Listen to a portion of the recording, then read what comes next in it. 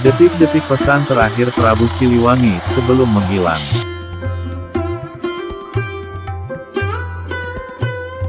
Sahabat hikmah, nama Prabu Siliwangi sudah tidak asing lagi untuk didengar.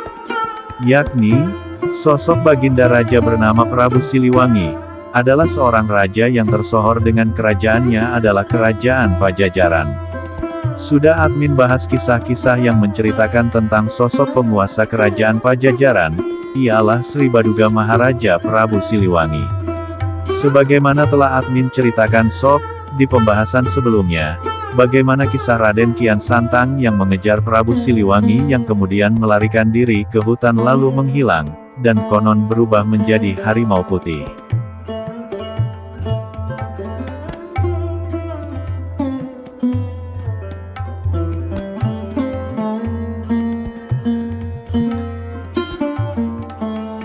Namun, kali ini admin akan bahas detik-detik pesan terakhir Prabu Siliwangi sebelum menghilang.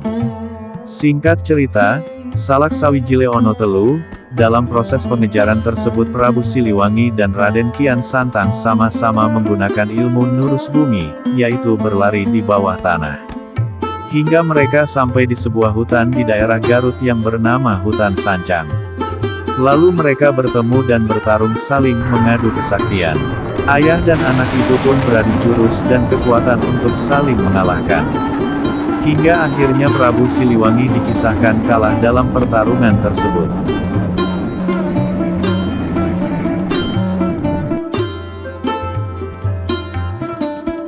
Namun sob, hal itu tidak lantas membuatnya setuju untuk mengikuti ajaran Islam.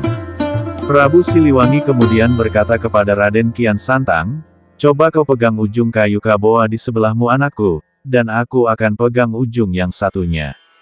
Makna dari maksud perkataan Prabu Siliwangi tadi, untuk saling memegang ujung ranting kayu adalah, ingin menjelaskan bahwa pilihan dirinya dan Kian Santang seperti merupakan simbol, bahwa dua ujung itu tidak akan pernah bertemu, alias pilihan mereka berbeda mengenai agama.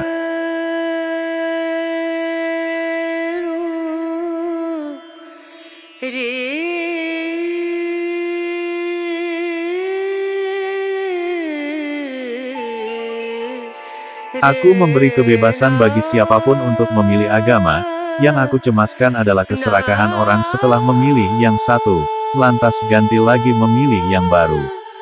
Begitu seterusnya. Sementara bagi seorang raja, keyakinan itu sebuah kehormatan dan tak bisa sesepele itu digonta-ganti seperti orang membalikkan telapak tangan. Demikian jawaban Prabu Siliwangi sebagai penolakan akan ajakan putranya untuk berganti agama.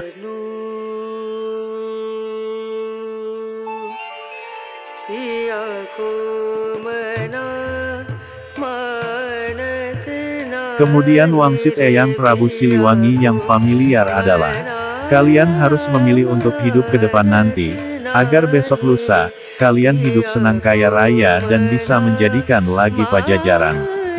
Bukan Pajajaran saat ini, tapi Pajajaran yang baru, yang berdirinya mengikuti perubahan zaman. Pilih, aku tidak akan melarang. Sebab untukku, tidak pantas jadi raja kalau rakyatnya lapar dan sengsara. Dengarkanlah, yang ingin tetap ikut denganku, cepat memisahkan diri ke selatan. Yang ingin kembali lagi ke kota yang ditinggalkan, cepat memisahkan diri ke utara. Yang ingin berbakti kepada yang sedang berkuasa, cepat memisahkan diri ke timur. Yang tidak ingin ikut ke siapa-siapa, cepat memisahkan diri ke barat.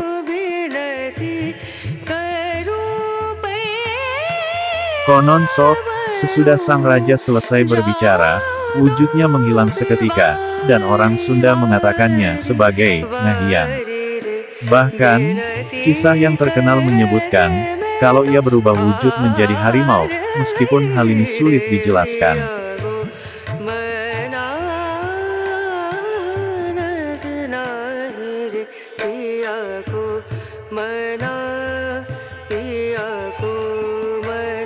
Versi lain menjelaskan, bahwa Prabu Siliwangi meninggal ketika adu kesaktian dengan anaknya sendiri, Prabu Kian Santang. Dinisbatkan, Kata Ngahiang. Ini hanya sebuah siloka atau pepatah untuk menghaluskan arti kata sebenarnya. Dikarenakan, masyarakat Sunda adalah masyarakat yang menjunjung tinggi adat dan sopan santun, termasuk sopan santun terhadap orang tua.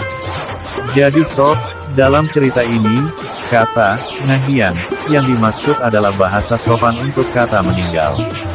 Dan untuk menutupi cerita tersebut, maka dibuatlah istilah Ngahiang, di mana seolah-olah Prabu Siliwangi menghilang ke dalam hutan kemudian dirinya berubah menjadi harimau.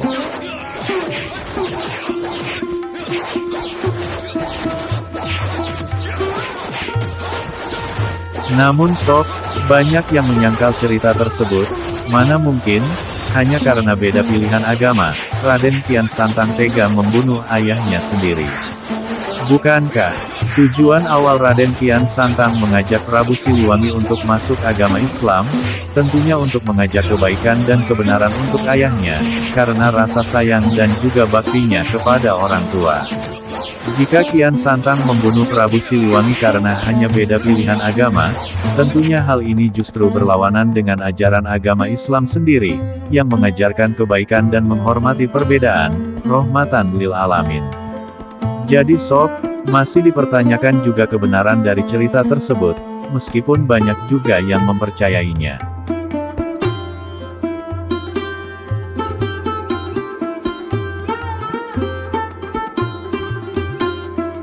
Nah, itulah sahabat hikmah, detik-detik pesan terakhir Prabu Siliwangi sebelum menghilang. Mengenai Prabu Siliwangi Ngahiang atau meninggal, rasanya sulit untuk menemukan kebenaran dari setiap cerita, karena masing-masing versi punya pandangan dan kisah di balik cerita itu sendiri. Kalau kalian percaya kisah yang mana sob? Terima kasih sudah menonton, like, share dan subscribe Anda sangat berarti bagi kami untuk menambah semangat membuat konten yang lebih bermanfaat. Akhir kisah, wassalamualaikum warahmatullahi wabarakatuh.